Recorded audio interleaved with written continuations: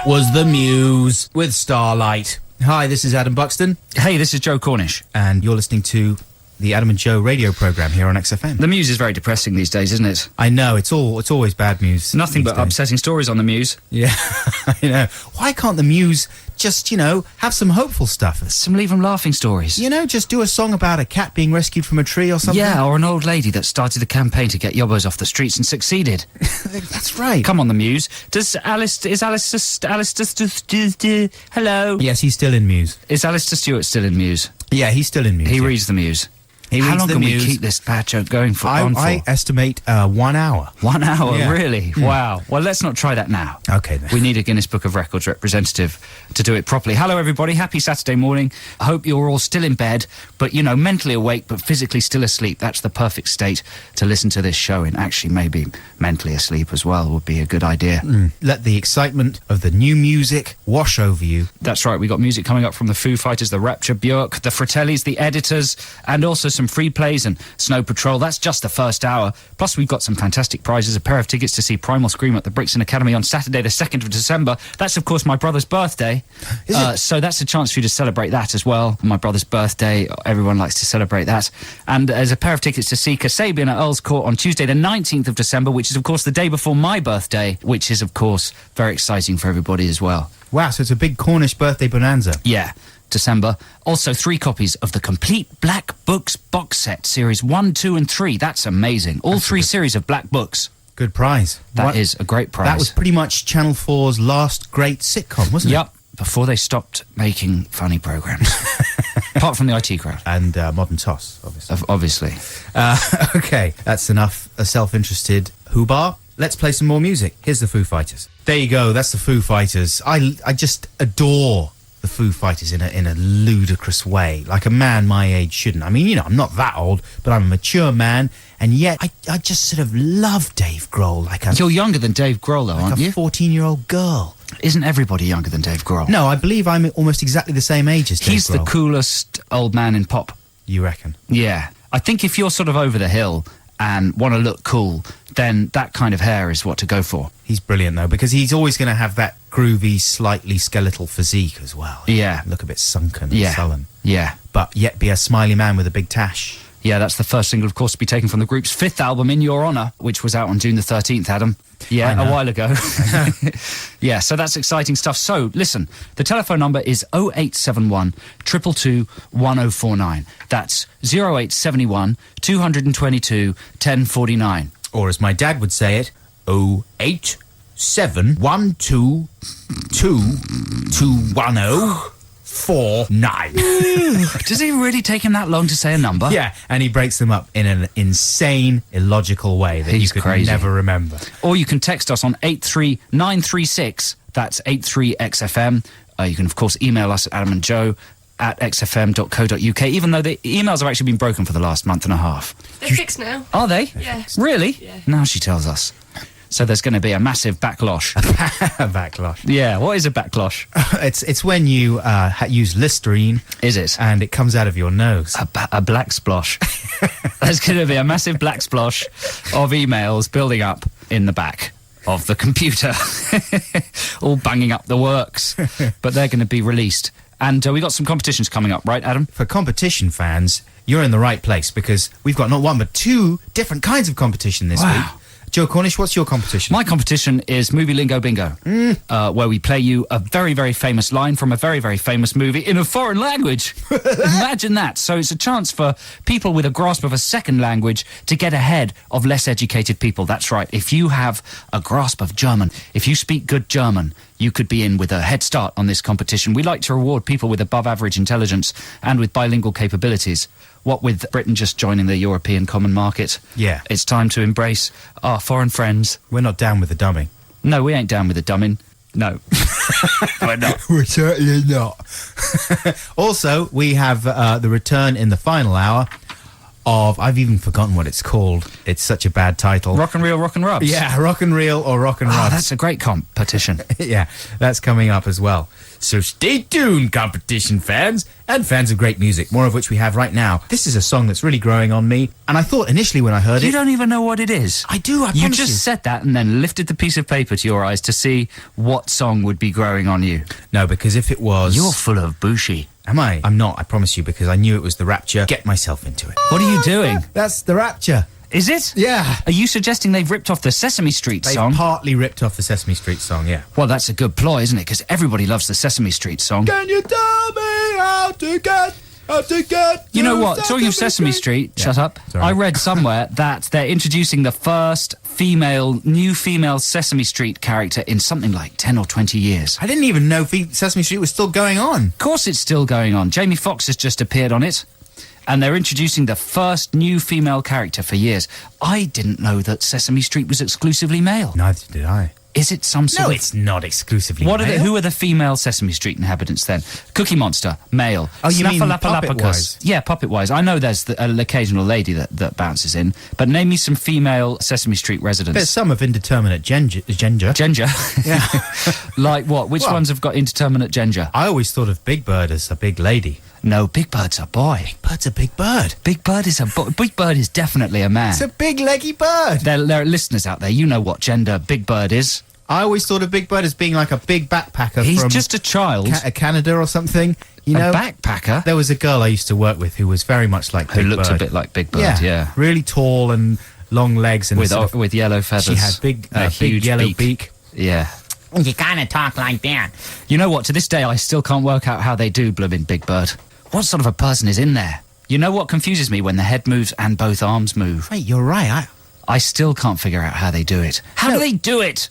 It's big chunky. It's just big chunky legs. What do you mean? It's what do you?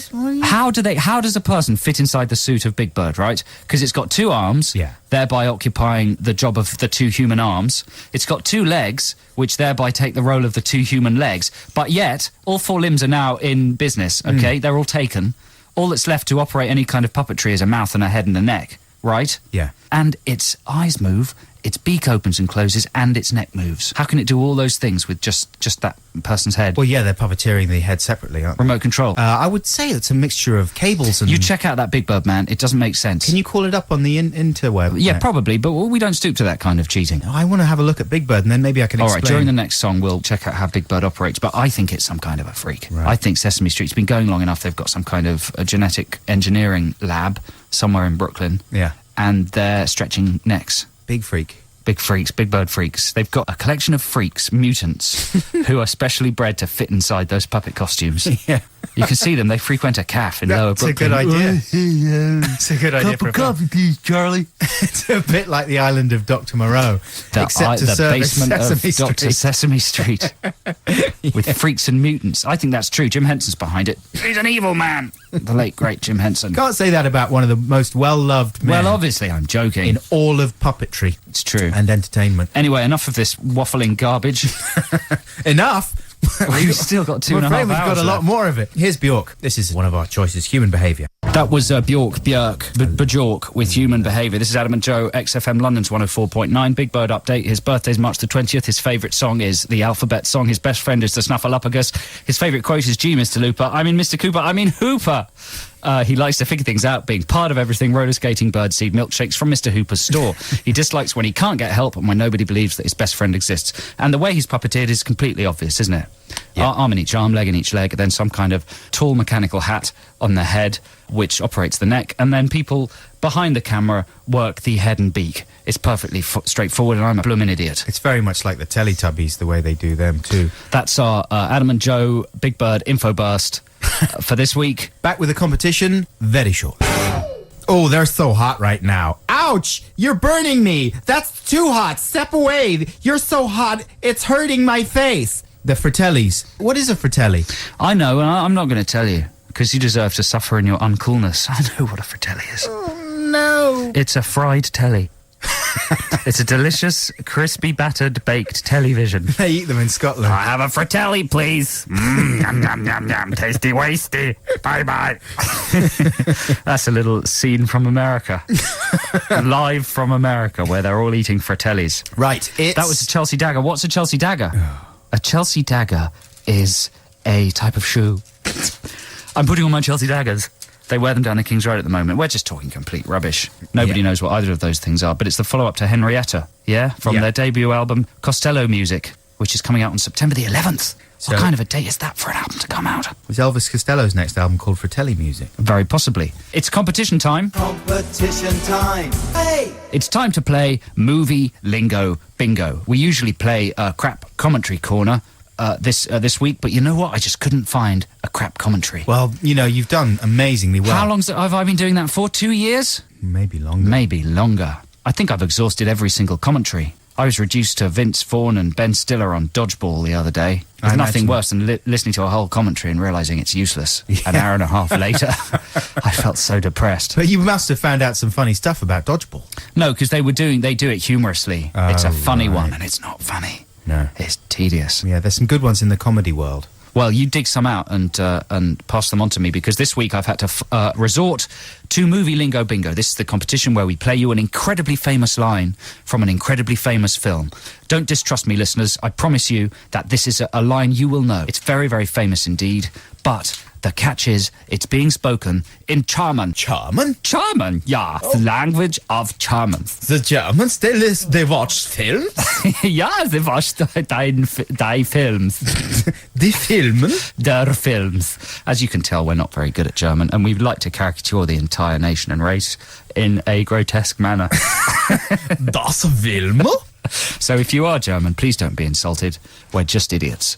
But as recompense, you get a head start in this competition. So listen carefully. This is a line of dialogue from a very famous film, but in German. And all you have to do is call 0871 222 1049. Tell me what film this is from and what is being said in German. Hit it.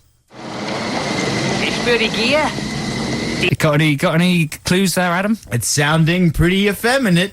Do you think? Yeah. Do you know what it is? Well, it's not a filthy film, right? It's not a filthy film, it's a family fave. Yeah. Ich würde Gier. Oh, big noises, bangs. I don't think you should give too many clues, because It's pretty easy, and you can almost get it just from the, what's the word? The rhythm of the speech. Only it goes a bit wrong at the end, because their words are longer than the real ones. Die Spiegelsbongel. If Bier die Gier vertempel mir. That's good. So call 0871 222 1049 if you can tell what movie that's from and what line of dialogue they're saying. It's very famous, and you could get a chance to win tickets to see Primal Scream or Kasabian or a complete Black Books DVD set. For God's sake, call now! Here's the editors. Editors with blood. Editors there with blood. That's a serious song about a serious substance. A substance that none of us would be alive without. Wow, that's deep, man. That is deep, isn't it? This is Adam and Joe on XFM London's 104.9. It's competition time. We've been playing Movie Lingo Bingo. We played you this clip in German from a very famous film. Ich würde Gier. I gehe das Tempo in mir. Or something like that. We've got Orlando on the line. Hello, Orlando. Hello, boys. How you doing? Very well, thanks. We're men, Orlando. Oh, excuse me. Yeah, we're big and powerful, muscled, haired, all over. Joe hates being called a boy. Yeah, I'm just very old now, and it's just wrong. But thanks for calling. Pleasure. And are you a German speaker, Orlando? Do you speak fluent German? Yes, I do actually. Tell the truth, Orlando. I'm actually half German, so. Is that really true? It is true, really. Which of your parents is German? My dad. Your dad. And what's German for your dad? Mein Vater or Dein Vater. Wow, you really are German. Seriously. You just wanted him to say mein Vater. I did. And now I'm happy. So do you understand what was said in the clip we just played you, Orlando? Yes, I do. Yeah. Tell us which movie it was and tell us what they were saying if you can. It's I Feel the Need for Speed, and it's Top Gun. Definitely. Of course. Yeah, so say it again. Say that in German. Ich fühle. You know, I said I wasn't that good in German. Excuses, Orlando. Not sounding quite so German anymore. Your mouth has written a cheque that your arse cannot cash. No one's ass could possibly cash that particular. No one's asses can cash cheques anyway. I don't think they let you hand them over between your bum cheeks. Unless you'd have. Can you imagine the kind of incredible bum control you'd have to have to cash a cheque? To cash a cheque. Yeah, to write your account number on the back. Oh yeah. Hello, Orlando. Are you still with us? I was just imagining. I'm slightly shocked by this kind of talk. This bum talk on a Saturday morning. It's all right, everyone has bums, and everyone's got to come to terms with its skills. But well done, Orlando. That's very good. Won anything? Yeah, you have won something. Would you like a pair of tickets to see Primal Scream at the Brixton Academy on my brother's birthday? Or would you like to see Kasabian at Oscourt on the day before my birthday? And I won't bother telling you those dates because they're obviously very famous. I'll go for Primal Scream, definitely. Primal Scream on the 2nd of December. Yeah. Well done. Orlando, you're very clever. You're half German. You're going to go and see Primal Scream, and we love you. Brilliant. Thanks very much, guys. Thanks, Orlando. Bye. Cheers, bye. Take care. Bye-bye. Was Snow Patrol with chasing cars. That's not a thing that we recommend anyone should ever do. No, do not chase cars. Don't it's chase very, very cars. dangerous. And it's rude to the people in the cars. Yeah, well, it's just a bit pointless because they're a lot faster They're much than anybody faster. on There's foot. almost no way that you could catch up with one unless you were chasing cars in a traffic jam. Yeah. And that's dangerous, and it's not good for you because of all the fumes. Yeah, Snow Patrol, you know, they're disgraceful. They're a total disgrace. And they're encouraging stupid behaviour. You know what their next single is called? What? Eating Bricks. Is it really? Yeah. Well, that's very stupid. And Do you know that's- what the single after that's called? What? Retrieving Frisbees from Electrical Power Stations. That is so dangerous. Irresponsible. Do you know what the next one's called? No. Drying damp socks on one of them fires what have glowy sticks. I done that. CD Baron. Do you know what the next one's called? No. Putting an angle poise lamp next to the bath for reading. Do you know what the next one's called? What? Having a smoke. Having a smoke is stupid. Because it gives you canker. Yeah. That's Snow Patrol then with Chasing Cars. A stupid band, stupid idea. It's Adam and Joe, XFM London's 104.9. Speaking of stupid ideas, here is my review for something I haven't seen yet. This is something I started to read last week on the show. Yeah, but you forgot half of your notes and you had to stop halfway. Yeah. But this is good. So you're going to review something you actually haven't experienced, just like everybody does. A while ago, I saw a very brief mention of the film A Scanner Darkly in the paper, but since then the only research I've done about the film is looking at the poster. And so based on that, I'm going to review it. Right. Brilliant. Apparently, A Scanner Darkly is a sci-fi fantasy set in a dystopian future where the boundaries between fantasy and reality have become blurred by weird drugs given to people by the government, or something like that. Although that may sound exciting, like, say, The Matrix or Total Recall, director Richard Linklater has probably decided to make what little story there is as confusing and elliptical as possible, with very long sections of the film being taken up with incredibly dull, druggy conversations. But I could well be wrong, as I haven't seen it. Like Waking Life, Linklater's previous stream of unconsciousness cartoon, A Scanner Darkly has been entirely animated using a technique known as rotoscoping to bring the characters to life. Although, in the case of Keanu Reeves, the process has probably only been partially successful, and he remains, as ever, barely animated. But not having seen it, I couldn't say for certain. All in all, I imagine I'd find the film quite intriguing and often quite beautiful, but ultimately rather frustrating and a little pretentious. A worthwhile experiment that didn't quite happen. Of course, it might be the best film I've ever seen in my life, but without actually watching it, it's almost impossible to say. But for its ambition alone, I'm giving it a fence-sitting 5 out of 10. See you at the movies. Wow, that was very in-depth, considering you haven't seen it. Yeah. You know, rotoscoping, they actually film it live action and then cartoon over the top. You know that. I do now. You do now. There you go. Well, that was brilliant. I'm certainly going to be undecided about seeing that based on your review. Yeah, good. Yeah, I'm not sure what I'll do anymore. It's confusing, ever. isn't it? Yeah, this is Adam and Joe, XFM, London's 104.999. The Killers with When You Were Young. This is Adam and Joe on XFM, London's 104.9. Welcome to the second hour of our show. We're here with you until 1 p.m. when Mick Rock comes at you, so to speak, live from New York. Hello, Adam. Hi, Mick Rock here, live from New York. Mm-hmm. What a band, The Clash were. Right. Thanks, Mick. See you at 1. That's an exciting glimpse of things to come. But now, Adam, let's talk about young people. Yeah, go on then. Youth, right? Youths. What are they thinking? You know, I wonder that the whole time. What are they doing? What are their opinions? Right. They bring terror to the streets, That's right. chaos to the multiplex, They've got and the no- shopping mall. They've got no discernible morals or principles. No, they're feral. They're wild. They are wild. Right, young people. It's about time some kind of TV station did some kind of survey to figure out what young people are thinking, right? I agree. Well, luckily, MTV's come along, the voice of youth, right? And last Sunday, I don't know if anyone out there saw this, MTV broadcast a program called the MTV Generation, and they did a massive survey of young people to find out what really makes young people tick. And so I recorded this documentary, and it was very odd and rubs, and I've got some clips to illustrate it. Okay, first of all, this is the music they used for it, and this is young people music, okay? Yeah. If you're making a documentary about young people, you've got to have music that is to the taste of young people, okay? So you've got to kind of, imagine you're an old man who works at MTV, you're trying to find a piece of music that sums up the absolute here and now. For a long time, it was jungle music that did that job. Yeah, but jungle music is now too slow and boring. So let's hear the title music to the MTV documentary, The MTV Generation. That's the title music. So that's what young people are listening to, clearly.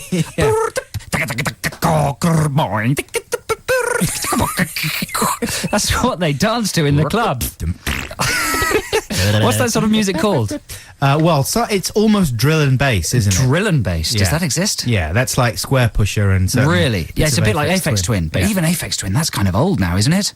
It is. So they've had to speed it up and put sort of drain noises in, because that's what the young people like. So already the documentary's doing very well. And here's a little glimpse at the first link, okay? So what sort of a voiceover do you think they've got for this documentary, Adam?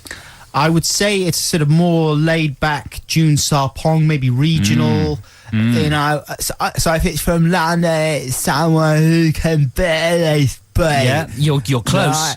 Right. But it's probably from Manchester or something like that. Yeah, no, that's not so close. Right. Have a listen to what it is. This is the first chunk of voiceover from the MTV Generation documentary. Okay. So, what is it like to be part of the so-called MTV generation? What do you think? What do you do? And what influences you? Well, there are 7 million 16 to 24-year-olds living in the UK, and this summer we spoke to a diverse mix and carried out a national survey. This is MTV's snapshot of Britain's youth. Yeah? That's very perky, though. Very It's quite nicely perky. spoken young lady. It is. But she's saying there that there are 7 million 16 to 24-year-olds. So what gets me about these documentaries about teens, and they often appear in article form in Sunday magazines and newspapers, it's a cheap way for editors to fill some paper, fill some pages by saying, let's do a survey of teens. But it's very spurious because, first of all, when you're between 16 and 24 years old, your tastes are changing massively day upon day, right? Like you might wake up in the morning and be a completely different person from the one you were the day before. Yeah. So it's a very difficult group of people to pin down. Plus, there are 7 million of them. So basically, do you not think it's true to say that amongst those 7 million people, you would find a representative of pretty much every single viewpoint and attitude there is? Yeah, You're going to find people who have extreme opinions in one direction, people who have extreme opinions in the other direction. And any kind of attempt to draw some kind of average state of play amongst those people is pretty spurious, wouldn't you say? Especially in the context of a 20-minute MTV program. Yeah, I guess the most accurate thing you could point to is like fashion tastes and trends and things like that. Even that. I think you'd just find such a diverse range that it would be impossible to pull out any meaningful trends. Yeah, but you can say, like, just from looking at people hanging around Oxford Street or whatever, most youths are gravitating towards the kind of gothic look if they are, I don't know, man. Getting fashionable My kind of theory here is that even that is rubbish. I think this is a lazy way for journalists to make an article. You just pick 5 random teenagers, usually related to people who work at the magazine or TV station. You just write their opinions, and then you've got an article about what teens think. But you could just pick any old teen. My theory is illustrated with this next clip, which is a quick montage of exactly what young people are thinking and what they are doing. Pete Doherty is a drugged-up waste of space. 24-hour drinking is so sick. David Cameron is trying to be Tony Blair. First coming ban on smoking is rubbish. Jordan is plastic. There you go. I didn't Opinions. realise they thought that. Opinions from teens. Pete Doherty is a drugged-up waste of space. Jordan is plastic. 24-hour drinking is sick. They're just random opinions, aren't they? Yeah, no, that's pretty weird. So there you go, a series of random opinions from teens that are unified only by the fact that they all happen to be between 16 and 24 years old. That can't be right, though, because who loves Pete Doherty? Lots of people love Doherty, even though he is a drugged-up nutbag. And who is out there loving him if it's not for the teens? Yeah, and who's the MTV generation anyway? I thought we were the MTV generation. Like, we were teenagers when it started. Yeah, that is true. They can't just have all the generations. No, 16 to 24-year-olds? It's mad. It was a mad documentary. And just an entirely random selection of opinions telling us nothing. And it's rubs. But here's a record every single 16 to 24-year-old is bound to love. Every single one of the 7 million of them. It's Justice vs. Simeon with We Are Your Friends. That was the Kooks with She Moves in Her Own Way. This is Adam and Joe on XFM, London's 104.9. Don't forget the X-List is coming up. At the top of the hour, you can request any sort of XFM classic record and we'll play it for you here on the Adam and Joe radio show. Everything all right there, Adam? Yes, fine. Just looking at the playlist. Right. And excited to see that someone's popped the song Brilliant Mind by Furniture down here. Do you know that song? Yes, you must be out of your brilliant mind. Isn't that quite old? It's old and bad. Why is it in there? I don't know. We're going to have to pop it out. Wow. And replace it with something else. People might be excited about it now that I sung it so well. No, there's no way that the actual song could ever do justice to your rendition. That's true. Mine was much better. Yeah. And yeah, of course, the Kooks there. The Kooks are extremely hot right now. The Kooks are everywhere. Everywhere I go, I see the Kooks anyway. Men with big floppy hair. Yeah, the big hair is in, isn't it? I'm not having that. When will big hair ever go out? Big hair's been in since we were teenagers. No. Yeah, it has. The Jesus and Mary chain, everyone had giant sort of goth hair. They looked absolutely nuts, though. Yeah, it's all got a bit more sort of Mark Bolan now, hasn't it? A bit more attractive looking with the big hair. Big rock hair. I've got big hair. Have you? Yeah, just say yes. Yes. Because, you know, the listeners can't see, so they can imagine me with big hair. And I'm really handsome. I've got a big beard. Have you? Yeah. Yeah. I look like, they're releasing Angel Heart on DVD. Yes. Special edition. And I look exactly like Robert De Niro on the cover of Angel Heart. They're remaking it as well. Did you know that? No. Yeah, they're remaking Angel Heart. They'll stop at nothing. What's the point of remaking Angel Heart? Well, because Mickey Rourke's in it, and they want to get him out of it, put someone else in there. He was brilliant in that, though. And they want to get De Niro out as well, because he's ruined everything. Do you remember when Mickey Rourke was just... He was the coolest man in the world. He was the coolest man in the world. And now he's starring in Stormbreaker. It's so sad. It's sad. You know what I was thinking the other day? Who has not lost it? Right. Right? Because obviously, listeners, we know that Mel Gibbons has sort of fallen on his sword. Right? He used to be an untouchable god from the 80s, and now he's sort of blown it. He was always a ludicrous joke. Yeah, but he never actually completely blew it, what he did last week. Yeah. And so who's left? Do you reckon there's no coming back for Gibbons? Well, he's kind of blotted his copybook in an indelible manner. So who's still there? Prince, right? He hasn't done anything naughty. Mick Jagger, he hasn't done anything naughty. He hasn't done anything good, though, either. I mean, Mick Jagger has been a joke for a very long time. Like, I'm trying to think of people who were... I mean, Jagger was extremely cool once, I suppose, in the 60s. Not much since then. Certainly not since the 70s. Yeah, but he hasn't done anything to make him a sort of pariah.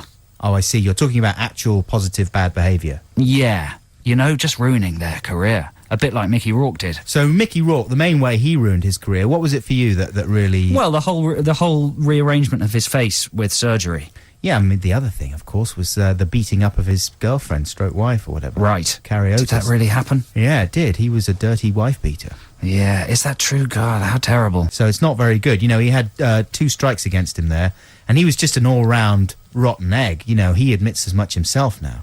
Rourke, he used to just behave abominably for the sake of it until no one would work with him. Come on, stars, pull your acts together. You know what? I'm going to be like that. Are you? Shut up.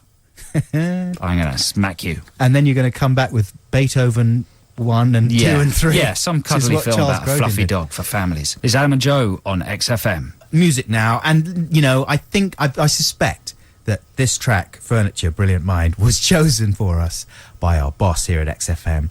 I just figured that out, so maybe it's not a good idea to skip it. And anyway, people might like it. It was a hit. Somebody liked it. See what you think, listeners. Coral within the morning. It is the morning. This is Adam and Joe on XFM, London's 104.9. Now, if you're a regular listener, you might know that I've recently been to America. Joe Cornish has been to America? America. I've seen America. It's extraordinary. And while I was there, I'm a bit of a theme park fiend. I like a rolling coaster. What's Cameron Diaz like? She's boring. Oh. Tiny brain. Tiny brain. And because I like rolling coasters so much, I decided I'd try and get in a trip to a theme park. But the only theme park in central Los Angeles is Universal Studios, right? The Studios tour. Oh, yeah. And they've got kind of it's not really a theme park, it's more of a kind of a studio tour thing. It doesn't really have any roller coasters, is what I'm saying. The closest thing it's got to a roller coaster is the Mummy ride. The Mummy ride is a brand new ride. It's based on the movie The Mummy, starring Brendan Fraser. That's a good movie, right? Yeah. Wrong, it's a bad movie. But they've made a ride out of it, and it's kind of a bad ride. So me and my friend, we had VIP passes. Right? We could jump to the front of the lines. So we went on the Mummy 3 times in rapid succession. And at the start, it was very exciting because it's floating on magnets, so it takes off at incredible speed. So wait, you're actually suspended in the air. You're not actually hooked to a track? Yeah, you're on a track, but it's magnetically launched. Oh, I see. Somehow, I don't know how it works, but all I'm saying is it moves with amazing thrust and acceleration. Yeah. And then we were screaming like a couple of little girls, whooping and hollering. But then it started getting a bit boring. And we felt like a couple of idiots, basically. Yeah. You know, the screaming died out, and we just looked a bit bored and embarrassed. So what's the central gimmick of the Mummy ride? It's in the dark. It's just a rolling coaster in the dark, and it goes very fast around corners. Usual sort of roller coaster stuff, never goes upside down. But it got me to thinking, what would be an even better roller coaster ride? You know, how could they push the science of theme parks into a new area? Because it seems to me they're at a kind of breaking point with roller coasters. An impasse. An impasse, yeah. They've pushed the technology as far as it can go. One of the best rides there is the Back to the Future ride, where you sit in a sort of hydraulically operated DeLorean and you're suspended by a massive IMAX screen. And, you know, they link the hydraulics of the car with the motion control of the picture, and you feel like you're flying through space in a DeLorean. It's a sim ride, isn't it? Yeah, it's a sim ride. And that was almost more exciting than the actual physical excitement of the Mummy ride. Yeah. So I got to thinking, what if they combined the two, okay? So here's my idea for the ultimate theme park ride. Right. It's based on the idea that the most frightening thing that could ever happen at a theme park is for a roller coaster to genuinely go wrong. Yes. Like the beginning of Final Destination 3, where they're in a roller coaster and the screws start coming out and the track breaks and they end up getting decapitated. Yeah. And, you know, obviously terrible things sometimes do happen at theme parks, but we're purely in the realm of fantasy here. Yeah, and right? it happens pretty seldom anyway. Very, very, very, very, Certainly very, very rarely. Those big American ones. So what about this? It's a ride. I'm not sure what it's called yet. You might be able to help me with this, but you get on what looks like a normal roller coaster. Yeah. And you sit in a car, and it's going sort of along a track into a tunnel, a dark, mysterious tunnel. So you go along the track. When you get into the tunnel, what you don't know is that it stops becoming an actual physical roller coaster and becomes a 3D sim ride. But that simulates you exiting the tunnel and arriving on the most fantastically enormous, like ridiculously loopy roller coaster that has ever been designed. Yeah. And so you think you're on a real one, but actually you're just wearing 3D glasses and you're on a simulator. And you go, that's the noise. You go up the track and basically it starts breaking. Yeah. And you see the track broken ahead of you. You're launched off into space. You do sort of flips in the air. You just happen to land on the other bit of track again. You know, basically anything could happen. You could go zooming into other rides in the theme park. Yeah. Smash into some kind of a kid's teacup ride and maybe stuff like that. But no one would be hurt because this would be beautifully computer simulated. Well, what I'm saying is the most amazing disasters could happen, but yet you'd just survive and you'd land amazingly back on a track again and you'd be perfectly safe. Wouldn't that be a brilliant ride? That would be good, but Have I explained it clearly? No, that's very clear. Yeah. That would be an amazing ride. I'd call it the disaster coaster. You know the problem with the disaster coaster? Yeah. Is if there was a disaster on the disaster coaster. Well, man, they've got at Universal, they've got a Jurassic Park ride, which is based on the dinosaurs attacking the ride, and that's based on the premise of the ride. You've been on that, right, Adam Buxton? Yeah. And that's based on the premise of a ride going wrong. Because it's been attacked by dinosaur, and that makes it by I know, dinosaurs. but the chances of a dinosaur attack are so slim. Really? I think so, you know? And the good thing about your ride is that it is pretty safe because you're only going up that initial piece of track, right? But the rest is simulated. Yeah. What's your idea? Have you got ideas for pushing the envelope? My ideas are stupid. I thought your ideas were going to be stupid. That's a good idea that you just said. Yeah, but it's still a bit stupid because it would be too frightening. It would be good. Okay, how about this? The most haunted ghost train. Right. Oh, that's a good idea. Yeah. Linked in with Living TV. Exactly. Based on the popular TV show. You just ride along a very boring dark tunnel for what seems like ages and nothing happens. But once in a while, Yvette Fielding pops out and screams.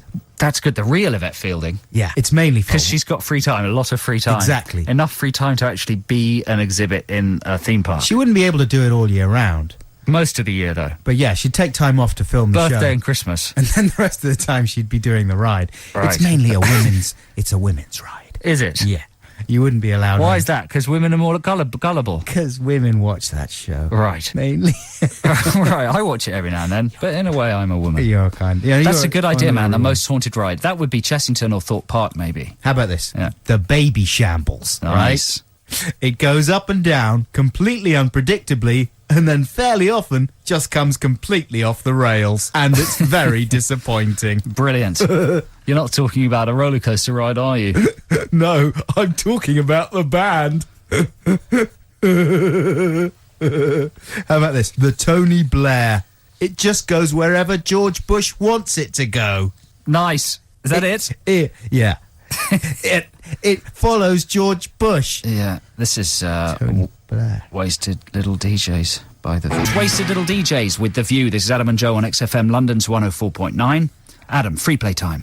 Yeah, I'm going to do this one as Mick Rock. Okay. Yeah, music. My favourite kind of music is great music, and this next piece of music certainly fits in to that category. It's a music piece by a guy called Robin, and his surname is Hitchcock, and he's called Robin Hitchcock, and he's a great guy, a great mate, and a great musician. And this piece of music is called Full Moon in My Soul, from Robin's great album Spooked, which I think is a great title for an album. Check it out. And you got the face on! Why have you got that face on? I told you not to have that face on! Take that face off! Arctic Monkeys with Mardy Bum. What face do you think he had on? Just the one he always has. The Michael Jackson face? Yeah. Why have you got that face on? Put the Keith Harris face on. Is it like Wurzel Gummidge? Yeah. It's like Aunt Sally. He's got detachable heads. It's got different heads, Crow Man. I've got my angry head on now. That was Wurzel Gummidge, wasn't it? Yeah, possibly. That was the Arctic Monkeys with Marty Bum. This is Adam and Joe on XFM London's 104.9. Now it's gone German again, your stab. Now, more demented TV news. I don't know if anyone's been watching ITV on a Saturday afternoon stroke evening. Pretty sure nobody has. No. In fact, that's proven now, isn't it? Yeah. Because it's about to go down the tube and bust or something frightening. But they've got a new show, and it's called Prehistoric Park. Have you seen that, Adam? Prehistoric Park. Anything to do with Jurassic Park? Well, funny you should say that, yes. Right. The idea is, what if, and it's a brilliant idea, what if Jurassic Park was an actual kind of Rolf Harris-style petting zoo? Mm-hmm. In fact, it's more complicated than that. The premise of Prehistoric Park is that there is a time portal that's opened up in some sort of jungle somewhere, and some cuddly sort of regional vets and animal magic men have set up a kind of dinosaur theme park. Not theme park, sorry, petting zoo around the time portal. Are you following me? Yeah. So Nigel, this is. Can you just say, is this like a narrative thing, or it's a melange of different documentary and animal formats? So it's a bit like Walking with Dinosaurs type thing, crossed with Jurassic Park, crossed with Rolf's Animal Hospital. Yeah, but with no real animals, all CGI dinosaurs.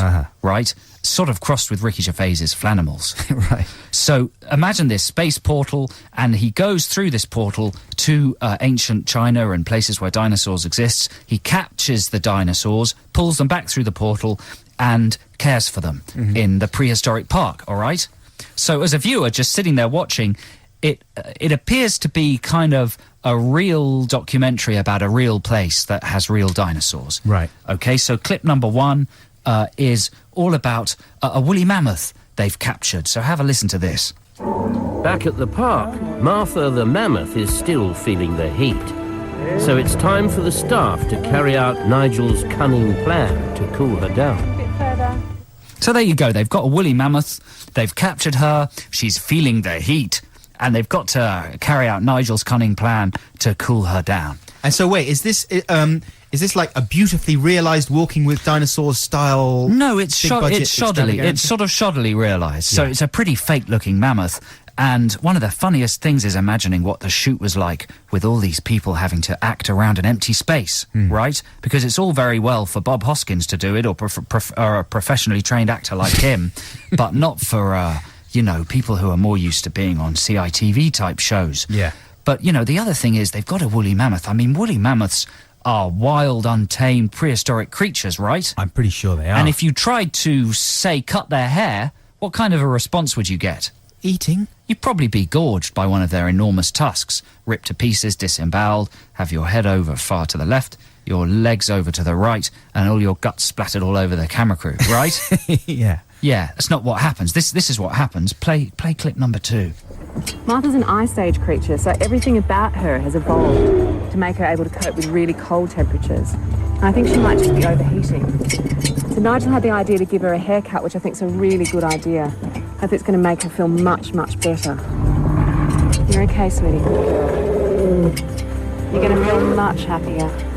You're a lucky mammoth, Martha. It's not every girl that gets a summer makeover. Gets a summer makeover? That's not what would happen, is it? Well, it might be. If there had been Australians in Jurassic times, it might have been very different. The dinosaurs might never have died out. Well, they would all have had little bows in their hair, wouldn't they? And lovely summer makeovers. I just don't like wild, untamed, prehistoric animals being reduced to the level of some kind of Barbie makeover doll. That's not telling kids the truth, is it? No. Now, meanwhile, they've also got a kind of cuddly northern zookeeper who's got some little Tyrannosaurus rexes in a kind of weird field, and he's built a hide to observe them. And this actor, who's given the thankless task of playing that prehistoric park keeper, has to kind of act as if these animals are real, and as if he's got real kind of moment-to-moment concerns with their upkeep. Yeah, so listen to this bit of acting here. Mimas are enjoying their new home. I built this hide so I could keep a careful eye on them. But there's no need. They're happy here. Look at them. They're dabbling about like ducks. We've given them a real home from home. Oh, they love it. Except for that one. I'm very worried about it. It's gone completely bonkers. Gone bonkers. It's gone completely bonkers. I don't know, it just seemed like the worst programme I'd ever seen. But it's David Gihon doing the voice. Is it? I think so. I didn't recognise that. Let me just check at the beginning there. It's Uncle David Jason who can't do anything wrong. Back at the park, headkeeper Bob is checking. I think you're right. I think it is. I think it is. Like, you can hear his Danger Mouse voice coming through there. Man, I don't know. You know what worries me? Is if a child were to watch it, surely they'd just assume that dinosaurs existed. Well, children are so confused about dinosaurs now anyway, you know. After Walking with Dinosaurs, which is completely a joke amongst the dinosaur community. Is it? Yeah, it's widely known to be a big tissue of myth and conjecture. Kids must just be completely confused. The fact is that the dinosaurs aren't coming back to tell anyone that they're wrong, though, are they? No, the dinosaurs aren't writing into the TV Times. Yeah, until then. TV Times doesn't exist anymore. Probably why. It's extinct, like the dinosaurs. Nice. Jurassic Times. Anyway, if you want an unintentional laugh, tune into Prehistoric Park on ITVs on Saturday nights. It's insane. The actors in it are insane. It just looks like a bunch of people having a terrible midlife crisis, hallucinating bizarre animals, and I highly recommend it. This is XFM, London's 104.9. You're listening to Adam and Joe. That was the Smiths with Heaven Knows I'm Miserable Now, requested by Terry in Surbiton. Thank you, Terry, for that choice. Did you enjoy that song, Adam Buxton? I always love that song. I remember I've got a very fond memory, or, well, just a clear memory of playing it for my dad. I don't know if you ever did this, but I always knew that my dad didn't like much pop music at all. And every now and again, if he was a little bit tooty, I would sometimes play something for him, thinking, this is so good that my dad's definitely, he's got to like it, you know what I mean? I didn't do it very often because he always put most of the music I listened to down. What did he make of it? He just sort of looked at me and he could see that. I mean, I was looking at him like, come on, Dad, that was brilliant. And he looked at me and he just said, and you really like that, do you? What do you like about it? And he said he's just so exhausted. Just like, what do you think is good about it? I said, what do you think is bad about it? I said, I was sure you were going to like it because it's like, he's got a good voice. And my dad went, Phew. And I said, it's a really good tune. He said, there's no tune at all. He's just singing on one note right the way through. He did an impression like that. That's withering stuff. He really did. He was so enraged by Moz. Wow. That he totally destroyed my little teenage dreams. Well, here's a record your dad is bound to love, because I know he's a big fan of the TV series it's taken from. It's Phantom Planet with the theme to the OC, California. It's the theme to the OC. Do people consider the OC cool anymore at all? I don't know. Could you do some kind of MTV-style survey? Yeah, I just did it. To find out what teenagers are thinking? Yeah, 50% like it, 50% don't. So pretty much split down the middle. Split down the middle there. That's yeah. a surprise. Okay, it's competition time once again now on the show. And this time, it's time for... Rock and Reel! Oh. There you go, there's the Rock and Reel or Rock and Rubs jingle. It's an absolute peach. I believe it's at number 1 in the download chart in my brain. And we have someone on the line here who's going to be playing it right now. Kate, are you there? Yes, I am. Hello. Hey, Kate, what are you up to? I'm just standing in the ladies' toilets waiting to do this competition. I thought you were going to say waiting to do something else there for a moment, seeing as you're in the ladies' toilet. We all know what women do in toilets. Chatter. Like hens. Exactly. About neighbours. And men. And men. That's all women are interested in. That's right. Are you talking about me in there, Kate? Well, I am, actually. So my reflection. That Adam Buxton, he's so gorgeous, but he's so ugly as well. His clothes are brilliant. They're horrible. I think he's so short. He's so tall. He's fat. He's thin. He's in. He's out. He's hot. He's what? He's not. He's cool. He's hot. What? Hello. Is that how the conversation went? That's what. Something like that. Yeah. That is a glimpse into the mind of the editor of Heat magazine. That's what's going on in there. Now, Kate, I don't know if you've heard this competition before, but basically I am going to read out 10 band names as if I was reading the shipping forecast in a kind of calm voice. And after each band name, you have to say one of 2 words. Real, if you think it's a real band, or rubs, if you think it's one that I've made up. Is that clear? Okay, here we go. Okay, Kate, I'm sorry to say that you didn't do that well, actually. You only got 4 out of 10 correct. First one, Niagara Gets Up Again. You see, it's like Niagara Falls, Joe. Right. Niagara Gets Up Again. I see. She thought it was rubs. Of course it is. Rubs. I made that one up. So she got that one right. One right. point. Yeah. Number 2, Worried About Satan. That's a real band. You thought they were rubs. Number 3, You Disgust Me. You thought that was real. It's rubs. Number 4, Fragrant Vagrants. You thought that was a real band. You're insane. That's rubbish. Number 5, you correctly identified the Underground Velvets, not the Velvet Underground, you see, as a real band. Number 6, Hopes Fade. I made that one up. And you got that wrong, I'm afraid. Number 7, And They Will Riot. You thought that they were rubbish. They're a real band. Number 8, Freddie Flintoff's Right Arm Over the Wicket. That is a real band. Number 9, Don't Ask for Credit. That's rubs. You thought it was real. Number 10, Homeostatic Picnic Races. They are real. So congratulations. Wow. It's mind-boggling, isn't it, Kate? Right. What kind of nonsense passes for a band name? Have you ever been in a band, Kate? I haven't, no. Nothing. Really? I'm afraid not. Has he never thought of any names for a band? My friends had a band when we were about 13, and I think my suggestion was Dead Flowers or something. Dead Flowers is good. I'm sure that exists already, Dead Flowers. That is good. Probably. Yeah. Well, Kate, well done for playing. You know what? We're not going to give you a prize because why should we reward failure? And what kind of a message would that be sending out to the kids if you got given prizes for failing? Exactly. This isn't Richard and Judy, you know. No, come on. We're not going to treat you like a sap. We don't randomly break the rules the way they do on YouTube. So what we're going to do, actually, is we're going to send a couple of feral street children in hoodies round who are going to spray an obscene word on the front of your house. How's that? That's good. It can go with the other words that have already been said. Yeah. The cherry on the cake. Of course, we're not going to do that. We are like Richard and Judy, and we are going to break the rules for you. So, would you like a pair of tickets to see Kasabian at Earl's Court on Tuesday the 19th of December, or would you like 3 copies of the complete Black Books She box can't set? have all 3 copies. Why not? Well, because what are we going to give away to the other people? Kate, what would you like? Can I have the tickets to the concert? Yeah, why not? Well done, Kate. Thanks very much for calling. That's been Rock and Reel and Rock and Robs. Are we going to play that again a bit later? Possibly, we're not sure. But we might. We're going to have to consult various radio bodies to find out whether we can ever play that again.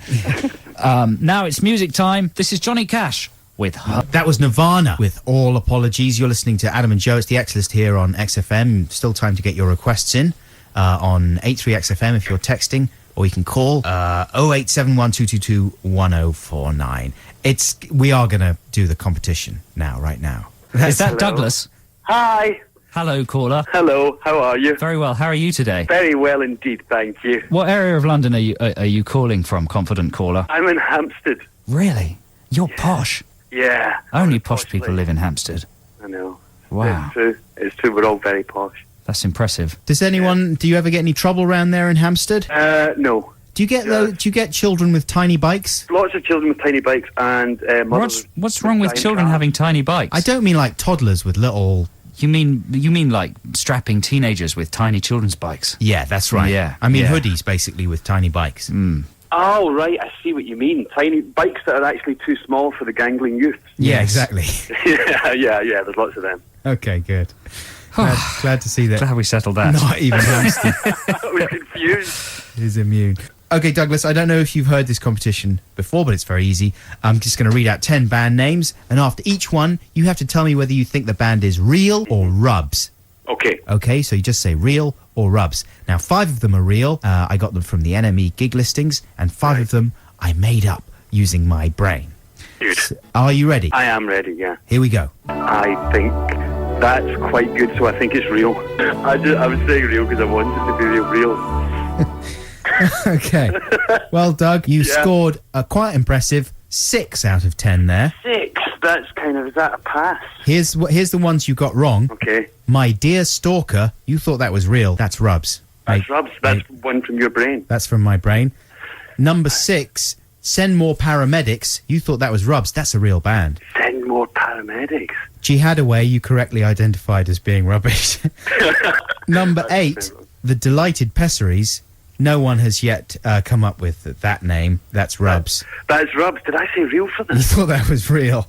And Jimmy Big Nuts, I think we both know that that's rubs. That's my favourite one. Jimmy Big Nuts is the best. That's the best band name ever made. With a Z at the end, though, okay? Yeah, of course. Not So just that with means an he S. doesn't actually have big nuts? No, he's got big nuts. Oh, big nuts. Nuts. See, it's not rude. It's not rude. No. But you did sufficiently well for us to award you a prize. And that's good. Did he beat Kate? He beat Kate badly with a big You stick. spanked Kate. Yeah. Oh, Do you want a copy of the complete Black Books on DVD, series 1, 2 and 3? That would be fantastic. Yeah, it's a great show. That's It's a brilliant show. on its way to you. Thanks very much indeed, Doug, for your call. Yeah, and Doug, You're welcome. maybe if you form a band one day, you might come up with an equally silly name. I'm going to steal Jimmy Big Nuts. Yeah, do it. I will. Thanks for calling. Thanks for listening. Cheers, guys. Bye. Bye. Bye. Okay, that was Doug on the phone there, and before he came on air, he requested this one from ZZ Top. What a fantastic set of adverts, don't you think, Adam? Something to think about for everybody. Yeah, something to spend money on for everybody. Exactly. This is Adam and Joe on XFM, London's 104.9. Chris is on the line. Hello, Chris. Hello. How are you doing? Yeah, I'm good. I'm good. How are you feeling medically? Medically? Symptoms? I just want to know, is your body functioning completely on top of its game? No, my neck's locked on Thursday. I had to go to the chiropractor. Right, your neck locked. Locked up. Right, that Locked. sounds terrible. Has it been unlocked now? It's unlocked now, yeah. Right, so you are feeling absolutely fine? I am now, yeah. Tip-top condition? Yeah. Yeah, waterworks working okay? Yeah. Regular? Well, you know. Solids? Passing solids? Yeah. Yeah, how's the complexion? Good. Any spots at all? No. Blackheads? Have you checked the ears? I checked the ears. Have you checked in your ears, Chris, recently? No. No, you haven't? Well, I'd have a look in there some before you go around boasting about the fact that you're some sort of a man god. Yeah? I will. I'll get straight in there with the cotton buds tonight. And what would you like to request on the X list? What classic XFM type track do you want to hear? Joy Division, I think. Love Will Tear Us Apart. You sure you don't want the Paul Young version of that? I forgot he did one, yeah. On Non-Parley. That's the only album. No Parley, please. Not Non-Parley. That's the only version I know. But if you want to hear the original by Joy Division, then it's your funeral. What does he do with it? Paul Young. He sings it and makes it a bit more jolly. He cheers it up a bit. Okay, well, here's the original miserable version for you then. Thanks for calling, Chris. Thanks a lot, Chris. That was Joy Division with Love Will Tear Us Apart. This is Adam and Joe on XFM, London's 104.9. It's time for some Beastie Boys. Have you seen, I wonder, their movie, Adam, called Awesome, I Effing Shot That? No, I haven't. I've been put off by some slightly lukewarm reviews. The reviews say that it's a big mess. Yeah. Because it sounded like a brilliant idea, give like hundreds of people at your concert little TV cameras and then edit together all the footage for a sort of multi-angle, multi-experience view of your concert, but apparently it's a bit of a mess. You know, because if it had been a real set of raves, I would have gone along, because the Beasties, I like them and everything, but I wouldn't hurt myself for any of them. And certainly sitting through a whole feature film of a concert of theirs, especially if it's a confusing mess, I would put that in the hurting myself category. Yeah, well, I think we should reserve judgment having not seen it. I'm going to buy it and check it out, and then if I don't like it, I'll chuck it out. Can you chuck it into my house? I'll chuck it into your bin. Yeah, I'll leave it in your bin. Nice. But this is the White Label remix. This is a really good remix of Body Moving. This is the Beasties. Well, that's it for this week. Thanks to everybody who's texted and telephoned and requested things and won things. It's been an extraordinary programme full of highs and lows, hasn't it, Adam? It's something I'm going to carry with me for a long time. Yeah, like a horrible scar. A disfiguring scar. like some wind. But we hope you've enjoyed it, and we'll be back at exactly the same time next week, 10 in the morning till 1 in the afternoon. And don't forget to stay tuned for me, Mick Rock, live from New York. Always remember the time that I met Mark Bolan. And I said to him, Mark, and he said, yeah. And I said, nothing. Mark Bolan, a legend and a gentleman. Cheerio.